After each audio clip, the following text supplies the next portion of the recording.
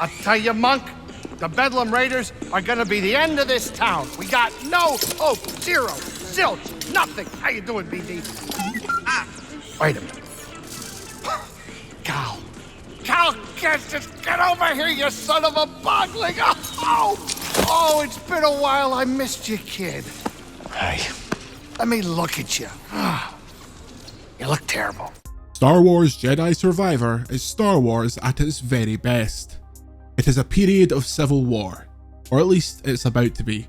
The Mantis crew is scattered to the furthest reaches of the galaxy for unknown reasons, and we join Jedi terrorist Cal Kestis as he finds himself in handcuffs. Plunging deeper into the bowels of Coruscant in the back of an Imperial ship, Cal, now older, gruffer, and showing the scars of war, is at an impasse, as is the fate of the galaxy itself. Star Wars Jedi Survivor is a story about the decisions people make when faced with war. It's a story of facing seemingly insurmountable odds, forging relationships in the few fleeting moments of peace, and it's about found family. It's also one of the very best Star Wars games yet made. A sequel that feels more like it's 10 years removed from the original rather than only 4, Survivor is expanded in virtually every sense, packed with so much to do and see that even when our journey came to an end, we were still regularly uncovering side missions, lore, and some of the best Star Wars writing since the original movie trilogy. Once the mission on Coruscant goes sideways, Cal finds himself reunited with his old friend Grease Tritus, the one-time Mantis captain and now owner and proprietor of Pylon's Saloon, a watering hole in the nowhere planet of Kobo. However, as Cal soon discovers, Kobo is also the home to far more, including a High Republic-infused mystery that could lead Cal and his crew to a safe haven away from the Empire. Complicating things is the discovery of Dagan Gera, an ancient Jedi that Cal finds locked in a Bacta tank after generations. While there is plenty more to say about Gera and the revelations Cal comes to understand about his role in the galaxy, we've chosen to be as light on the story details as possible in this review. Why? Because this is a Star Wars story that deserves to be approached with as little information as possible.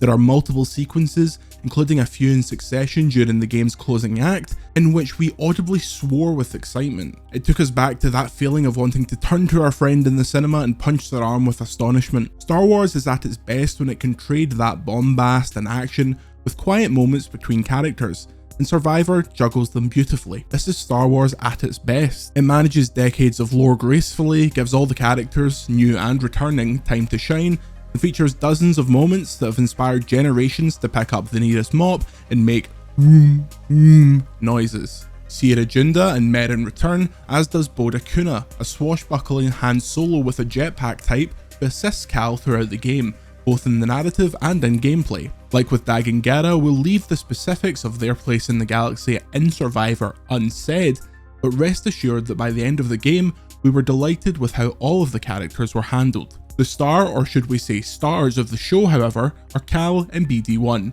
If this performance doesn't get Cameron Monaghan a Disney Plus show following the adventures of Cal Kestis between Respawn's 2 games, then we don't know what will. His performance is charming, mature, and markedly different from that of Fallen Order.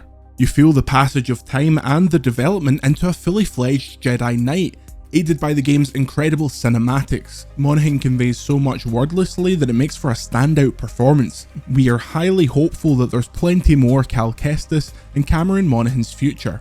Like Fallen Order, Survivor is a Souls light. You gain experience by killing enemies, which is spent at specific resting points throughout the world, however doing so also respawns the enemies you've defeated. You have limited health that's also only refreshed in this way, and combat at its most basic is dodge, parry, attack. At least it was in Fallen Order. Like everything else in Survivor, the combat has been greatly expanded, now offering 5 stances: single, dual wield, double blade, cross guard, and blaster. The game opens these up quickly, so you're given ample time to experiment with the stances and find which works for you. However, there's a flaw in the stance system that we think limits the potential that the system could have had. Unfortunately, you're only limited to using 2 stances at a time, meaning you have to travel to a meditation point in order to change your quote-unquote loadout.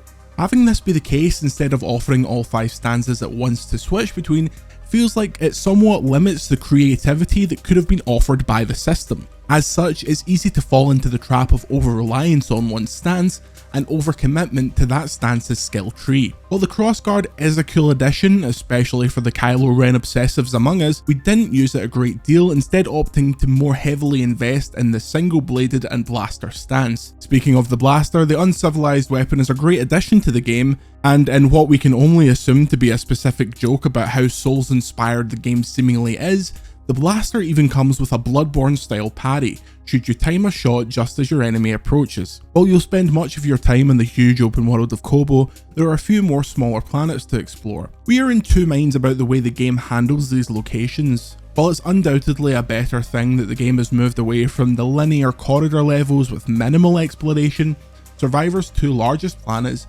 Koboh, lush forests and caves, and Jeddah, endless sand dunes and ruins, do get somewhat repetitive when exploring further. Unfortunately, we encountered some technical issues during our time with Star Wars Jedi Survivor on PlayStation 5. It should be noted that we completed the game before we had access to the Day 1 patch, which may or may not improve the issues that we faced. In the game's open area, the frame rate, even in the game's performance mode, was worryingly inconsistent. Screen tearing was a regular occurrence, and the level of detail pop-in was a regular issue.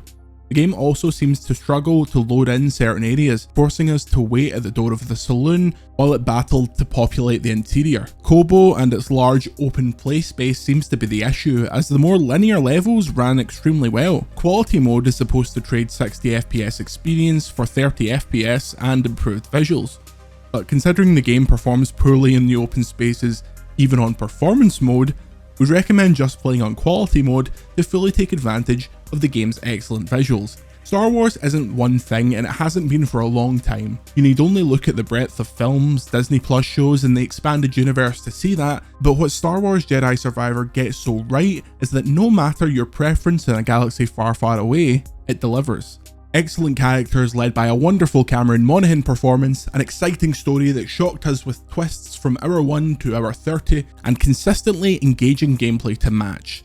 The performance issues we encountered were disappointing, but it didn't dampen the excitement of exploring the galaxy with some of the best Star Wars characters of the Disney era. Star Wars Jedi Survivor is Star Wars at its very best, a thrilling adventure with a stellar cast tied together with smart, expansive combat and huge new worlds to explore. Performance issues aside, it's easily one of the best Star Wars games ever made, and only makes us want more tales from the adventures of Cal Kestis and BD1.